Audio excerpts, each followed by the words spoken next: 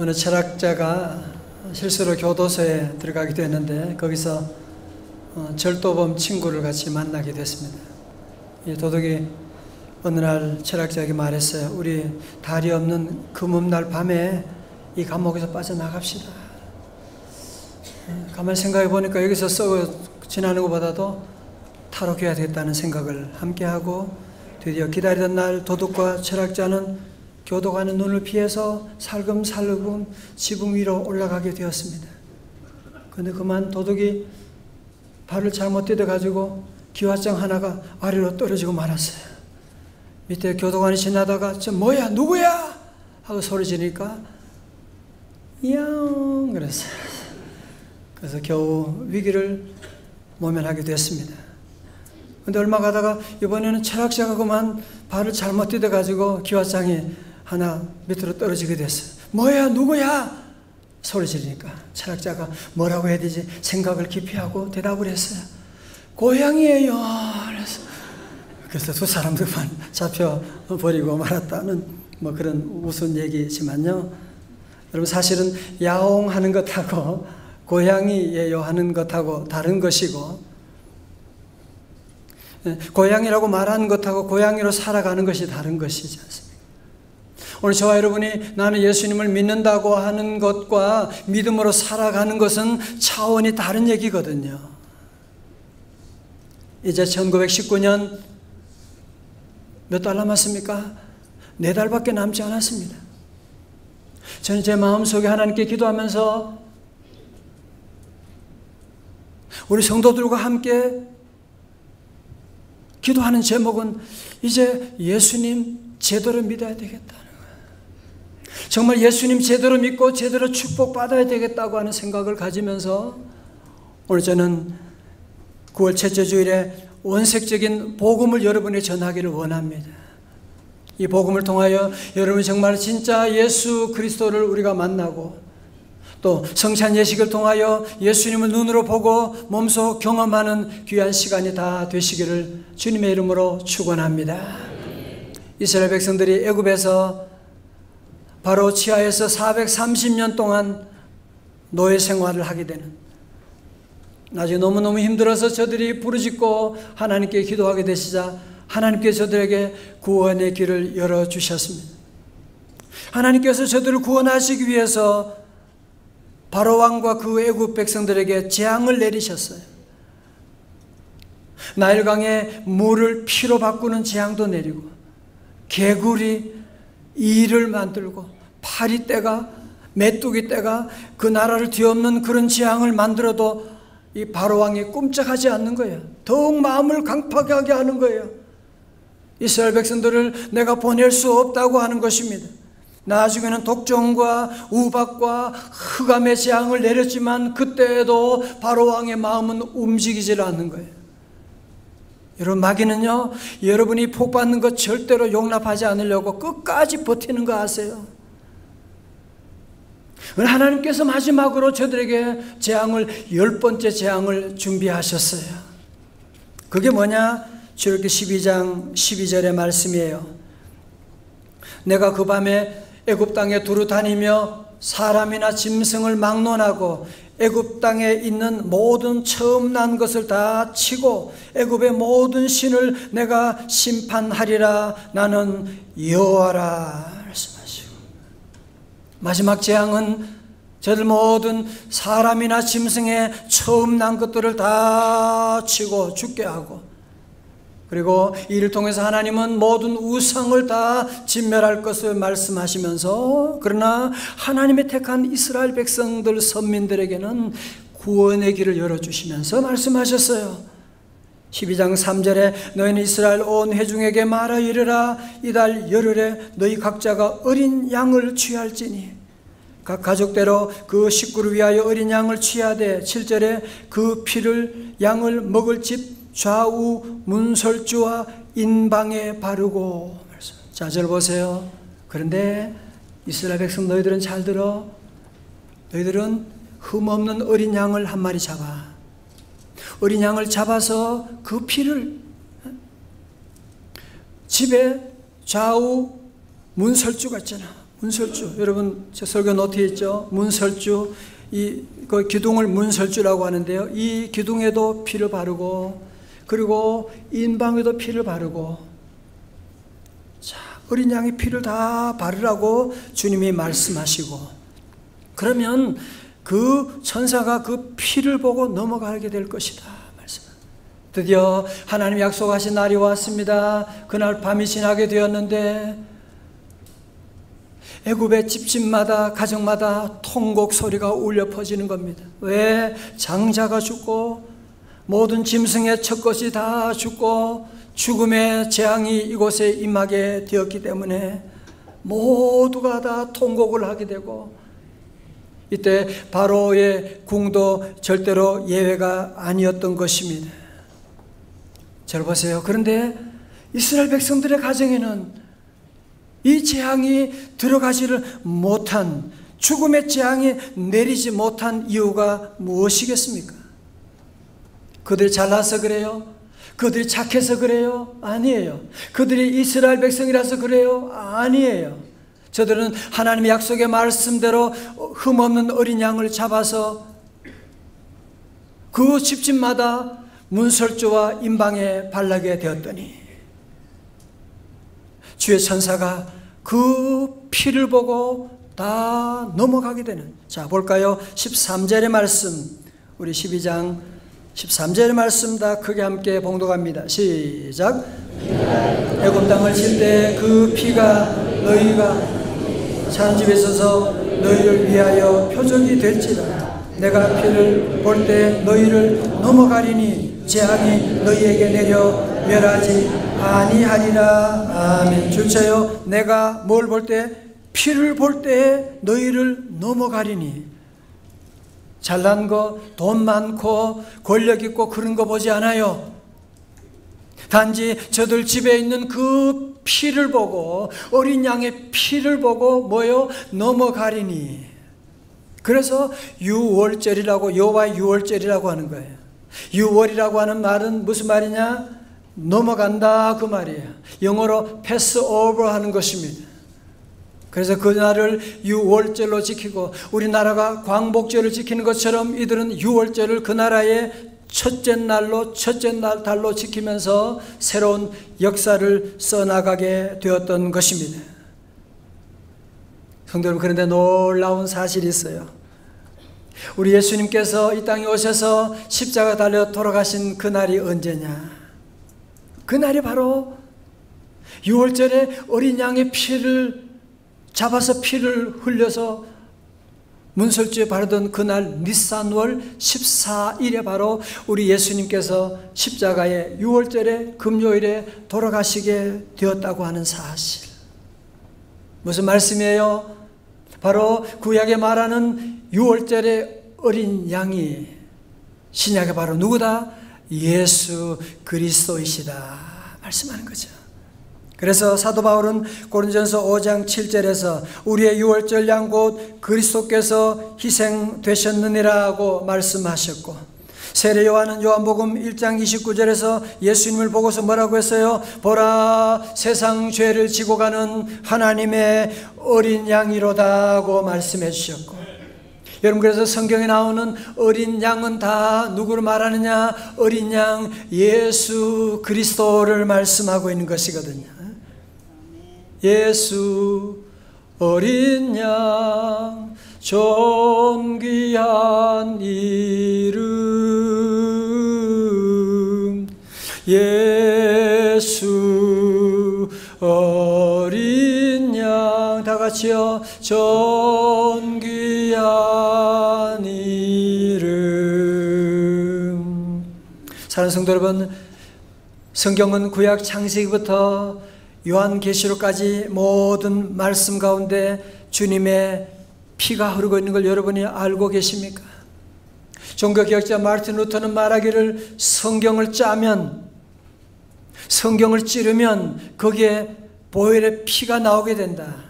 마치 우리가 우리의 몸을 찌르면 어디를 찔러도 피가 흐르는 것처럼 성경은 어디를 찔러도 어디를 보아도 주님의 보혈이 흐르고 있다고 말씀하고 있는 거죠. 여러분, 그렇지요? 창세기에도 아담과 하와가 범죄한 다음에 하나님께서 저들에게 뭘 입혔어요? 가죽옷을 입힌 거예요. 무화과 나무 잎은 다 말라 비틀어지게 되니까 하나님의 가죽옷을 입히는데 그거 어떻게 만든 거예요? 어린 양을 잡아서 그 피를 흘리고 그것으로 만들게 된 것이고, 여호수아에 나오는 기생 라합도 그 집에 창문으로 뭘 내렸어요? 붉은 줄을 내리게 된 거예요. 전쟁터에 그 붉은 줄을 보고 그 집의 모든 재앙이 다 지나가 버리고 말게 되었던 것이고, 요한계시록 7장 14절 하반절에도 말씀하지요. 이는 곧 환란에서 나오는 자들인데 어린 양의 피에 그 옷을 씻어 희게 하였느니라 말씀합니다. 그래서 이브리서 10장 19절의 말씀 다 같이요, 시작. 그러므로 형제들아, 우리가 예수의 피를 힘입어 성소에 들어갈 담력을 얻었나니. 아멘. 그래서 우리가 찬송하는 거죠. 보혈을 지나 하나님 품으로. 여러분 가운데 우리가 주님의 거룩하신 주님 앞에 나갈 수 있는 사람이 누가 있겠어요? 우리는 죄인인데, 여느 죄인이 가는 곳은 감옥인데, 교도소인데 거기에 어떻게 죄인이 나올 수가 있냐 말이에요. 우리는 보혈의 능력을 의지해서 오늘도 주님 앞에 나오게 된 줄로 믿습니다. 저는 한 가지 좀 유감스러운 일은, 우리가 성경 옛날에는 아시죠? 이 성경 여기 밖에 붉은색으로 칠했잖아. 근데 요즘은 언제부턴가 여기에 금박을 칠해가지고 번쩍번쩍 거리게 만들고, 그때부터 사람들이 성경을 안 보게 되는 거예요. 여러분이 성경에 붉은색을 칠한다는 것은 뭘 말하느냐? 바로 그것이 어린 양의 피를 말하는데, 붉은색이 더 좋지 않습니까? 그죠? 출판사를 만드시는 분 성경 만들 때도 붉은색으로 한번 만들어 보면 좋겠다 생각을 가지고, 여러분 그렇습니다. 우리가 예수 믿는 것은 여러분 그냥 교회 다니는 게 아니에요. 예수 믿으면 그냥 여러분의 마음이 평안 얻고 그런 차원이 아니에요. 예수 믿는다고 하는 것은 뭘 말하느냐? 어린 양의 피가 여러분의 심령 좌우의 문설주와 임방의 주의 보혈이 다 발라져 있는 거예요. 보이지도 않는데요. 그렇죠. 육의 눈으로 안 보이지만 영의 눈으로 귀신은 다 보는 거예요. 여러분 그래서 어린 양의 피가 있는 귀한 주의 자녀들은 재앙이 오다가도 어떻게 된다고요? 패스 오버, 넘어가게 되는 거죠. 할렐루야. 사랑하는 성도 여러분,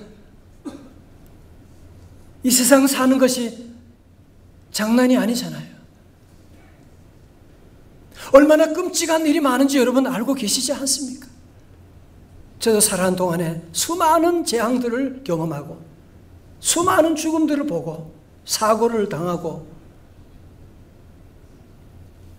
그러나 우리 모든 성도들이 다시 이 땅에 사는 동안에 여러 가지 많은 재앙도 어려움도 있지만, 우리 심령 가운데 어린 양 예수 그리스도의 보혈을 우리 심령의 좌우 임방과 문설주에 바르게 되면 이제 우리 여러분의 삶 가운데 오는 어떤 재앙도 다 넘어가게 되는, 모든 재앙은 예수 이름으로 다 넘어갈지어다. 자, 함께 찬송할 텐데요, 여러분이 하는 찬송은 그냥 예수의 피밖에 없네만 하면 돼요. 나의 죄를 씻기는 예수의 피, 그렇죠. 나는 공로 없으니 예수의 피밖에 없네. 평안함과 소망은 예수의 피밖에 없네. 우리나라 통일되는 것은 예수의 피밖에 없네. 그렇습니다. 예수의 흘린 피 날 이게 하오니 귀하고 귀하다. 예수의 피밖에 없네. 혹시 여러분 가운데 예수의 보혈의 피가 있지만 나와 무슨 상관이에요? 나 신앙생활하는 게 너무 피곤해요. 예수 믿어도 무슨 좋은 것도 없고 능력도 없고 그렇게 말할 수 있어요. 여러분, 그런데 혹시 여러분이 예수의 보혈의 능력을 무시하고 있지는 않으세요? 아니, 언제 내가 보혈의 피를 무시했다고 그래요?